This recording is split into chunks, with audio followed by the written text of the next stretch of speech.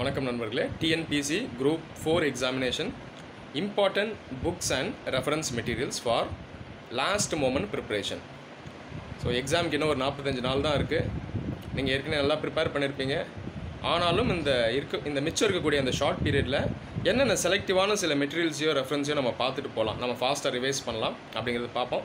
நம்ம இப்போ ஏன் பார்க்குறோம் அப்படின்னா, நம்ம எல்லாருக்குமே தெரியும் டிஎன்பிசி குரூப் 4 எக்ஸாமினேஷன் எல்லா கேண்டிடேட்ஸோட கோலும் 180 மார்க்ஸ் ப்ளஸ்.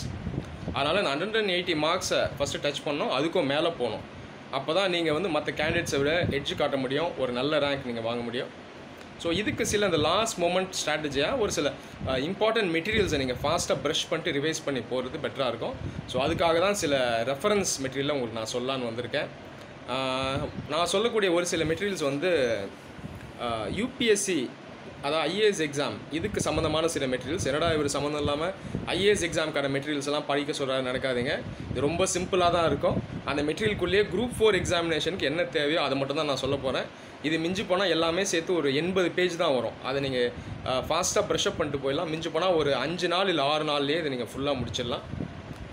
கண்டிப்பாக சீரியஸ் கேண்டிடேட்ஸாக இருக்கவங்களுக்கு இந்த லாஸ்ட் மினிட் ப்ரிப்ரேஷனுக்கு நான் சொல்கிறது ஹெல்ப்ஃபுல்லாக இருக்கும். அது இல்லாமல் சீரியஸ் கேண்டிடேட்ஸாக இருப்பாங்க, ஆனால் அவங்களுக்கு இந்த வருஷம் எக்ஸாம் ப்ரிப்பேர் பண்ணுறதுக்கு அந்தளவுக்கு நேரம் இருந்திருக்காது. அவங்களுக்கும் அந்த லாஸ்ட் மொமெண்ட்டில் அதை வேகமாக ப்ரெஷ்அப் பண்ணிட்டு போகிறதுக்கு ரொம்ப ஹெல்ப்ஃபுல்லாக இருக்கும். சரி, முதல்ல நான் சொல்ல போகிற புக் எது அப்படின்னு பார்த்தீங்கன்னா, Tata McGraw Hill civil service எக்ஸாமினேஷனுக்கான புக் இது.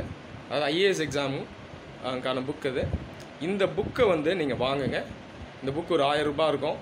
இந்த புக்கு ஒருவேளை வாங்க முடியல, அது அவ்வளோ செலவு பண்ண முடியாதுன்னு நினச்சிங்கன்னா, இது எல்லா லைப்ரரிஸ்லையுமே இருக்கும், எல்லா கவர்மெண்ட் லைப்ரரிஸ்லையுமே இருக்கும். ஸோ நீங்கள் அங்கே போய் நான் சொல்கிற இந்த பகுதியை மட்டும் நீங்கள் ஜெராக்ஸ் எடுத்துகிட்டு வந்துடுங்க. அது ஒரு 100 ரூபா செலவாகும். அதை மட்டும் நீங்கள் பண்ணி எடுத்துகிட்டு வந்துடலாம். Tata McGraw Hill civil service examination prelims எக்ஸாமினேஷனுக்கான ஸ்டடி மேனுவல். இது மேனுவல். அந்த புக்கு பார்த்திங்கன்னா ஒரு 1000 பேஜ் 1500 பேஜுக்கு சைஸில் இருக்கும். நல்ல ஒரு டிக்ஷனரி மாதிரி இருக்கும். அந்த புக்கை நீங்கள் வாங்கணும். இல்லை நான் சொன்ன மாதிரி அதை நீங்கள் லைப்ரரிக்கு போய் நான் சொல்கிற அந்த மெட்டீரியலை மட்டும் அதில் செலக்டிவாக ஃபோட்டோ காப்பி பண்ணி எடுத்துகிட்டு வந்துடுங்க. சரி, இந்த புக்கில் நீங்கள் என்ன படிக்கணும்னு பார்த்தீங்கன்னா, புக்கு ரொம்ப பெருசாக இருக்கும். அதில் ஹிஸ்ட்ரி, ஜியோகிரஃபி எல்லாமே இருக்கும். அதை பார்த்து பயப்படக்கூடாது. அந்த புக்கு நீங்கள் எடுத்திங்கன்னா கடைசியில் லாஸ்ட் பார்ட்டில் பார்த்தீங்கன்னா ஜென்ரல் நாலேஜ்னு ஒரு பார்ட் இருக்கும். அதில் ஒரு 90 பேஜ் வரும்.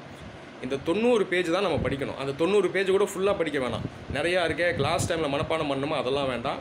அதில் அந்த முக்கியமான விஷயங்களை மட்டும், அந்த ஃபேக்ட்ஸ் அண்ட் ஃபிகர்ஸ், அந்த தேதிகள், இம்பார்ட்டண்ட் பர்சனாலிட்டிஸ், அவங்க எழுதின புக்ஸ், இம்பார்ட்டண்ட் அந்த historical monuments in the world, latest awards given, latest sports awards given, important institutions in India, research institutions in India, recent discoveries, இதெல்லாம் அதில் இருக்கும். அதை மட்டும் நீங்கள் வேகமாக ப்ரஷ்அப் பண்ணணும். இது மிஞ்சி போனால் ஒரு 3 நாளில் நீங்கள் ஃபுல்லாகவே படிச்சிடலாம். மேக்ஸிமம் 3 நாளில் நீங்கள் படிச்சிடலாம். ஸோ இந்த புக்கை எடுத்துகிட்டு அந்த ஜென்ரல் நாலேஜ் செக்ஷனுக்கு நீங்கள் போயிடணும். ஜென்ரல் நாலேஜ் செக்ஷனில் இருக்கக்கூடிய நான் சொன்ன அந்த இம்பார்ட்டன்ட் ஆத்தர்ஸ் புக்ஸ், அது இல்லாமல் important facts and figures, first in the world, first in India, இந்த விஷயங்களை ஒரு வாட்டி வேகமாக ப்ரெஷ்அப் பண்ணிட்டுங்க. நடப்பு செய்திகள்லேயும் இது சம்மந்தமான சில முக்கியமான கொஷின்ஸ் வரும். ஸோ இதை பார்த்துடுங்க. அது இல்லாமல் நீங்கள் என்ன பண்ணணுன்னா, ரெண்டாவது விஷன் ஐஏஎஸ் அப்படின்னு சொல்லி ஒரு வெப்சைட் இருக்குது. என்ன இவர் எல்லாம் தேர்ட் பார்ட்டி இது ரெஃபர் பண்ணுறான்னு நினைக்காதீங்க. நான் எந்த தேர்ட் பார்ட்டியை ரெஃபர் பண்ணுறதோ இல்லை நான் அதை என்டார்ஸ் பண்ணுறதோ கிடையாது. நான் அது ஸ்டூடெண்ட்ஸோட ஒரு நலனுக்காக தான் நான் ரெஃபர் பண்ணுறேன். விஷன் ஐஏஎஸ் அப்படிங்கிறது ஒரு ஐஏஎஸ் எக்ஸாமுக்கான வெப்சைட். அது அந்த வெப்சைட்டில் நீங்கள் என்ன பண்ணணும்னா, கரண்ட் அஃபேர்ஸ் இருக்குது இல்லையா, அதை மட்டும் நீங்கள் குரூப் 4க்கு யூஸ் பண்ணணும். அந்த வெப்சைட் உள்ளே போயிடுங்க. வெப்சைட் உள்ளே போய் மாதம், அதாவது ஒரு மாதத்துக்கான நடப்பு செய்திகள் இருக்கும். அந்த வெப்சைட்டுக்கு உள்ளே நீங்கள் போனீங்கனாலே தெரியும். அது உள்ளே போய் அந்த லிங்க் உள்ளே போய் அந்தந்த மந்தில் இருக்கக்கூடிய நடப்பு செய்திகளை மட்டும் நீங்கள் எடுக்கணும். உதாரணத்துக்கு ஒரு கடைசி 8 மாதத்துக்கான நடப்பு செய்திகள் எடுங்க. அப்படியே மந்த் வைஸ் இருக்கும். ஜனவரி, பிப்ரவரி, மார்ச், ஏப்ரல். அதை எடுத்துகிட்டு அந்த கரண்ட் அஃபேர்ஸ் இருக்குல்லையா, நடப்பு செய்திகள், அது ஒரு ஃபைலாக இருக்கும். அந்த ஃபைலை ஓப்பன் பண்ணிங்கன்னா எல்லா இதுவும் மிக்ஸ் ஆகிருக்கும். அது சிலபஸ் உள்ள இருக்க environment, geography, science and technology, polity, எல்லாத்துக்கான நடப்பு செய்திகளும் அதில் இருக்கும். அது ரொம்ப பெருசாக இருக்கும். அதை பார்த்து மறுபடியும் பயப்படக்கூடாது. அந்த ஹெட்லைனை மட்டும் பாருங்கள். என்னென்ன முக்கியமான செய்திகள்னு மட்டும் பாருங்கள். இப்போ உதாரணத்துக்கு சயின்ஸ் எடுத்துட்டிங்கன்னா, இப்போ புதுசாக ஒரு ரோபோட்டை கண்டுபிடிச்சிருக்காங்க, ஒரு ரோபோவை கண்டுபிடிச்சிருக்காங்கன்னா அந்த ரோபோவோட பேரை மட்டும் பார்த்துக்கோங்க. அதோட பேர் என்ன, அதை மட்டும் பார்த்துக்கிட்டா போதும். அதே போல் இப்போ இந்தியாவில் இப்போ ஒரு ஃப்ளைட் லான்ச் பண்ண போகிறாங்க புதுசாக. இப்போ ராக்கெட்டில் சேட்டலைட் லான்ச் பண்ண போகிறாங்கன்னா அந்த சேட்டலைட்டோட பேரை மட்டும் பார்த்துக்கோங்க. அது எந்த ராக்கெட்டில் லான்ச் பண்ண போகிறாங்கன்னு மட்டும் பார்த்துக்கோங்க. இப்போ உதாரணத்துக்கு ககன்யான் அதை லான்ச் பண்ண போகிறாங்க. அது வந்து ஹியூமன் ஃப்ளைட் ப்ரோக்ராம்னா அதனுடைய பேர் என்ன, அது எந்த டேட்டில் அதை வந்து விண்வெளியில் செலுத்த போகிறாங்க, அதை எந்த ராக்கெட் மூலமாக செலுத்த போகிறாங்க. இப்போ ஃபார் எக்ஸாம்பிள் GSLVங்கிறது ராக்கெட் பேர். அதெல்லாம் அதில் செலக்டிவாக பார்த்துக்கோங்க. அது ஒரு 20 பேஜ் இருக்குது. ஒரு மாதத்துக்கான கரண்ட் அஃபேர்ஸ் வந்து 20 பேஜ் இருக்குது. நான் பயப்படக்கூடாது. அதுக்கான ஹெட்லைன்ஸை மட்டும் வேகமாக பார்த்துட்டே போகணும். முடிஞ்சால் நோட்ஸாக எடுத்துருங்க. இந்த மாதிரி இந்த வெப்சைட்டுக்குள்ளே போய் கடைசி ஒரு 8 மாதம் இல்லை 10 மாதத்துக்கான அந்த நடப்பு செய்திகளை மட்டும் நீங்கள் ஃபுல்லாக அப்படியே ஒரு வாட்டி ப்ரஷ் பண்ணிட்டுங்க வேகமாக. முடிஞ்சால் அதை ஒரு நோட் புக்கில் நீங்கள் வந்து நோட்ஸாக கூட எடுத்து வச்சுக்கோங்க. உங்களுக்கு ஹெல்ப்ஃபுல்லாக இருக்கும், ஈஸியாக மனசில் பதியும். நான் இதையும் பார்த்தீங்கன்னா மிஞ்சி போனால் ஒரு 2 நாளில் முடிச்சிடலாம். இது ரொம்பவே ஹெல்ப்ஃபுல்லாக இருக்கும். நீங்கள் நான் சொன்னது போல் மற்ற கேண்டிடேட்ஸை விட ஒரு 7-8 மார்க் நீங்கள் எக்ஸ்ட்ராவாக வாங்கி ஒரு மிகப்பெரிய எட்ஜு காட்டுறதுக்கு இது வந்து ஹெல்ப்ஃபுல்லாக இருக்கும். உங்களுடைய ரேங்க் இன்னும் பெட்டர் ஆகிறதுக்கு நான் சொல்கிற விஷயங்கள் ஹெல்ப்ஃபுல்லாக இருக்கும்.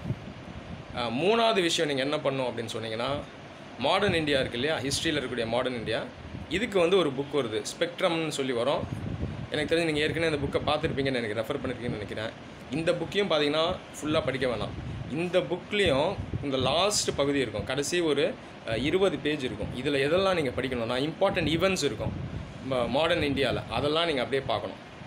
இதில் ஆரம்பித்து பிரிட்டிஷ் ரூலில் ஆரம்பித்து முக்கியமான ஈவெண்ட்ஸ்லாம் என்னென்ன அப்படின்னு அப்படியே வரும். பேட்டில் ஆஃப் பிளாசியில் ஆரம்பித்து பேட்டில் ஆஃப் பக்சரில் வந்து இந்தியன் நேஷனல் மூமெண்ட்டுக்குள்ள வந்து இந்தியன் நேஷனல் காங்கிரஸ் ஆரம்பித்ததுலேருந்து swadeshi movement, non cooperation movement, அப்புறம் பெங்கால் ஸ்பிளிட், இதே மாதிரி வந்துகிட்டே இருக்கும். இந்த மாதிரி முக்கியமான டேட் எல்லாம் அதில் இருக்கும். அது இல்லாமல் இம்பார்ட்டன்ட் நேஷ்னல் லீடர்ஸ் பற்றி இருக்கும், அவங்க எழுதின புக்ஸ் எல்லாம் என்னென்ன இருக்கும், முக்கியமான அமைப்புகள் ஆரம்பித்த லீடர்ஸோட பேர்லாம் இருக்கும். இப்போ வந்து மேடம் பிகாஜி காமா எதாவது ஆரம்பித்தாங்க.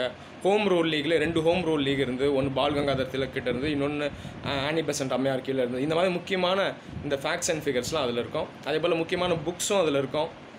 இம்பார்ட்டண்ட் ஃப்ரீடம் ஸ்ட்ரகிளில் நடந்த அந்த இம்பார்ட்டண்ட் பெசன்ட் மூமெண்ட், அது இல்லாமல் ஃபார்மர்ஸ் மூமெண்ட், இந்த மூமெண்ட்ஸும் இருக்கும். இந்த மோப்லா ரிவால்ட், ஏகா மூமெண்ட், இதெல்லாமும் அதில் கொடுத்துருப்பாங்க. அதுக்கான அந்த டேட்ஸ் எல்லாமே இருக்கும். ஸோ அதை வந்து நீங்கள் இந்த புக்கில் மட்டும் எடுத்து செலக்டிவாக பார்த்துக்கோங்க. புக்கை வாங்கணும்னு அவசியம் இல்லை. நான் சொன்ன மாதிரி நீங்கள் லைப்ரரிக்கு போய் கூட அந்த லாஸ்ட் அந்த 20-30 பேஜை நீங்கள் ஜெராக்ஸ் மட்டும் எடுத்துகிட்டு வந்துடலாம். ஸோ இதை நீங்கள் பண்ணிங்கன்னா மாடர்ன் இந்தியாவில் உங்களுக்கு நீங்கள் ஒரு நல்ல எட்ஜ் காட்டலாம். அடுத்தது நீங்கள் என்ன பண்ணணுன்னா, ஒரு சில விஷயத்தை வந்து நீங்கள் ரேண்டமாக சர்ச் பண்ணணும் இன்டர்நெட்டில், அதாவது கூகுளில் பண்ணணும். நிறைய விஷயத்தை கண்டதையும் எடுத்து நீங்கள் படிக்காதீங்க. எப்பயுமே கையில் சிலபஸ் இருக்கணும், குரூப் 4ஓட சிலபஸ் இருக்கணும். நீங்கள் எதை படிச்சிங்கனாலும் நீங்கள் படிக்கிறது சிலபஸ்க்குள்ளே உண்டானதாக தான் இருக்கணும். தேவையில்லாத விஷயத்தை வந்து நியூஸ் பேப்பர்லையோ இல்லை இன்டர்நெட்லையும் பார்க்காதீங்க. நான் இன்டர்நெட்டில் நிறைய விஷயம் இருக்குது, வேஸ்ட் அன்லிமிட்டட் இன்ஃபர்மேஷன் இருக்குது. இதை நம்ம ஸ்ட்ரென்த்து நினச்சி நிறைய படிப்போம், ஆனால் சிலபஸ் இல்லாத நிறைய விஷயத்தை நம்மள அறியாமல் படித்து நேரத்தை வீணாக்குவோம், முக்கியமானதெல்லாம் நம்ம மிஸ் பண்ணுவோம். ஸோ எப்பயுமே தயவுசெய்து சிலபஸை நீங்கள் வந்து ரெடியாக வச்சுக்கோங்க. நீங்கள் செல்ஃபோனில் இருந்தால் கூட ஒரு காப்பி டவுன்லோட் பண்ணி வச்சுக்கோங்க.